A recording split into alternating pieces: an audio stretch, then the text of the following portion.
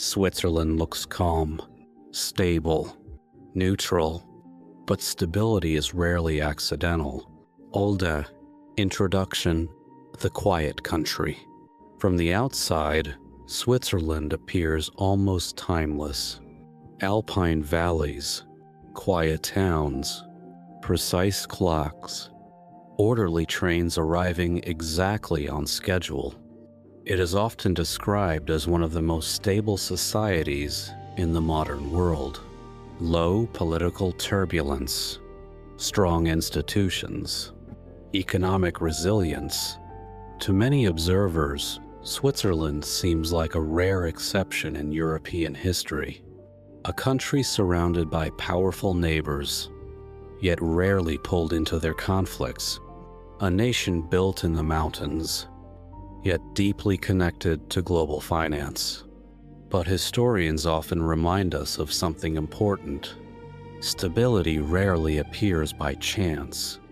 Behind every long-lasting system, there are structures, some visible, some hidden, and in the Swiss case, several systems appear to have worked quietly beneath the surface for centuries. Not conspiracies, not secret control, but cultural mechanisms, habits of governance, and social designs that shaped how the country evolved. Understanding Switzerland means looking not only at its mountains, but at the systems that grew within them. Official historical background. The commonly accepted historical narrative begins in the late Middle Ages. In 1291, several Alpine communities formed a defensive alliance. Uri, Schweiz, Unterwalden.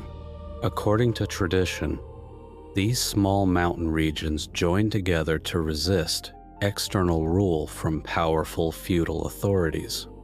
This alliance later developed into what historians call the Old Swiss Confederacy. Over centuries, additional cantons joined. The structure remained unusual. Instead of a strong centralized monarchy, Switzerland evolved as a confederation of relatively autonomous regions. Each canton preserved its own traditions, laws, and local governance.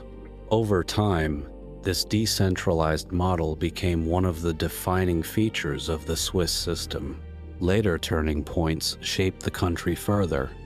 The Reformation divided parts of Switzerland along religious lines. Napoleon's campaigns temporarily reshaped the Confederation. And in 1848, Switzerland adopted its modern federal constitution.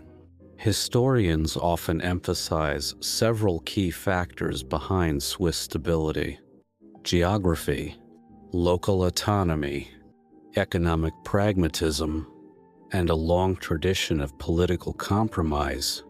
This explanation is supported by documents, treaties, and institutional records. Yet even within academic discussions, some scholars suggest that the official narrative may overlook deeper patterns. Because nations rarely function only through written rules, they also operate through systems of behavior, unwritten expectations, and structural habits that persist over generations. This is where the discussion becomes more complex. Some researchers believe Switzerland's stability may have been reinforced by several quiet systems, rarely discussed directly, but deeply embedded in the country's development. Mystery 1. Geography as a protective system. At first glance, geography seems obvious. Switzerland sits in the Alps. Mountains surround much of its territory. Steep valleys, high passes, difficult terrain. Historically, these landscapes made large-scale invasions more complicated, But some historians suggest geography may have played a deeper role than simple defense. Mountain societies often develop different political habits. Isolation encourages local cooperation. Communities rely on mutual support. Decisions must be made collectively, because survival depends on it. Some scholars believe early Alpine communities developed traditions of shared governance long before formal institutions appeared. Village assemblies, local agreements, collective defense. These practices may have shaped the Swiss political mindset over centuries, not through ideology, but through necessity. In difficult terrain, cooperation becomes a practical solution. Over time, these habits may have influenced the political culture of the emerging confederation, where decisions were negotiated, not imposed. Some researchers describe this as a geographic feedback loop. The landscape shaped behavior, behavior shaped institutions, and institutions reinforced the original patterns. 11. Mystery. 2. Decentralization as a stabilizing mechanism. Modern states often concentrate power in a central authority, but Switzerland developed differently. Even today, the country remains highly decentralized. Cantons maintain significant autonomy. They control many aspects of education, taxation, and governance. Historically, this structure emerged gradually. Some historians argue that decentralization was not simply a historical accident. It may have acted as a stabilizing mechanism. Local communities retained influence over their own affairs. Decisions remained close to the population. Conflicts could often be resolved regionally, rather than escalating nationally. This reduced the pressure on central authority.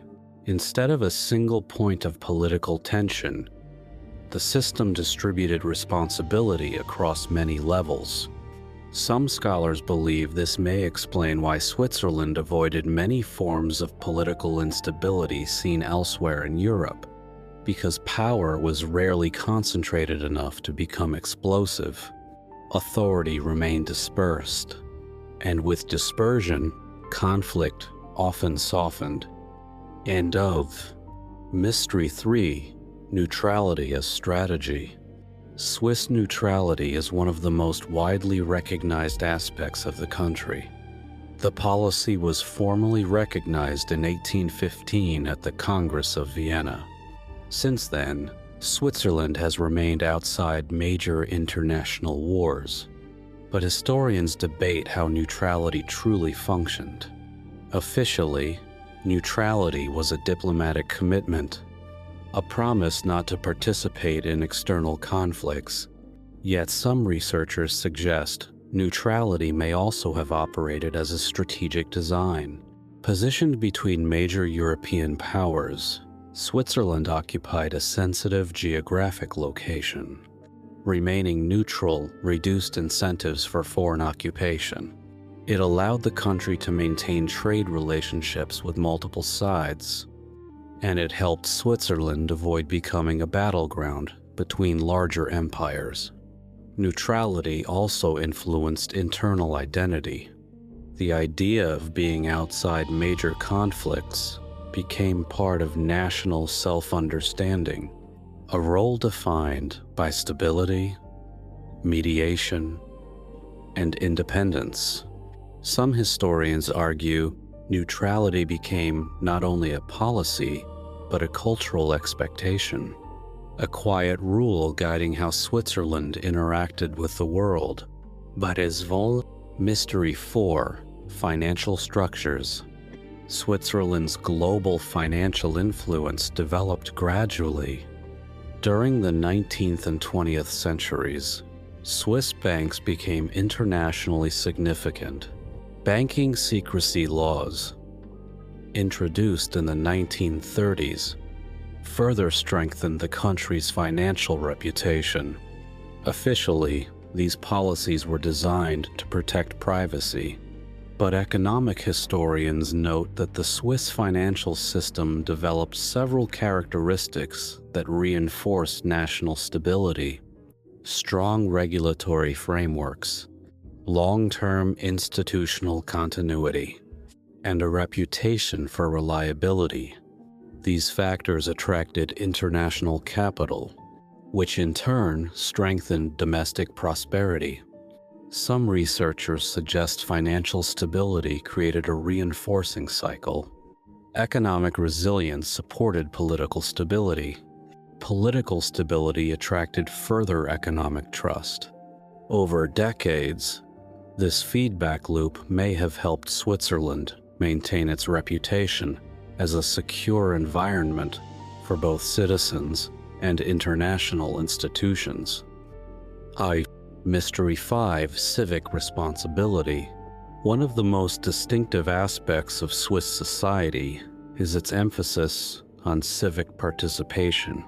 Citizens regularly vote in referendums. Local decision-making remains active. Public involvement in governance is unusually high compared with many countries. Some historians believe this culture developed over centuries. Early Alpine communities required shared responsibility for survival. Later, political structures preserved these habits. Participatory systems became embedded in everyday life. Voting, consultation, public debate, rather than passive governance, the system encouraged continuous engagement.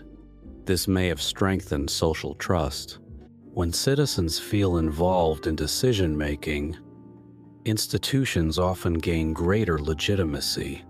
Over time, participation itself becomes a stabilizing force, not because conflict disappears, but because disagreement finds structured ways to express itself. 2000. Mystery 6: Cultural moderation. Observers often describe Swiss political culture as cautious. Decisions are rarely rushed. Policies are debated extensively. Compromise is common. Some historians suggest this moderation may reflect deeper cultural patterns. Switzerland contains multiple linguistic and cultural regions: German-speaking, French-speaking, Italian-speaking, and Romansh communities. Balancing these identities required careful negotiation. A culture of moderation may have emerged as a practical solution. Instead of dominating differences, the system absorbed them. Over generations, this approach became a national habit. Not dramatic, not revolutionary, but quietly effective.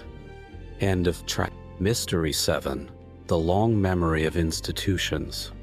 Institutions in Switzerland tend to evolve slowly. Legal structures, administrative systems, and political processes often preserve continuity with earlier models. Some scholars believe this gradual evolution may contribute to long-term stability. Radical change can destabilize systems. Gradual adaptation allows institutions to absorb pressure. In Switzerland, reform often occurs through incremental adjustments, rather than sudden transformations. One interpretation suggests this pattern may explain the country's resilience during periods of European upheaval. Institutions changed, but rarely broke. Structures adapted, without losing legitimacy. And conclusion, a different kind of stability. When these elements are considered together, a broader picture begins to emerge. Switzerland's stability may not come from a single factor, but from the interaction of many systems: geography, decentralization, neutrality, financial structure, civic participation, cultural moderation, institutional continuity, None of these alone explains the country's development, but together they form a network of reinforcing patterns, some visible, others almost invisible. Historians continue to debate how much each of these elements contributed to Switzerland's unique path. But one observation appears repeatedly in historical analysis. Stable societies rarely rely on one foundation. They rely on systems, sometimes designed consciously, sometimes emerging slowly through centuries of experience. In the Swiss case, the result is a country often described as calm, balanced, and remarkably resilient, which raises a final thought. Some countries are protected by geography, others by design. Presentis. This video explores history and disputed theories for educational purposes.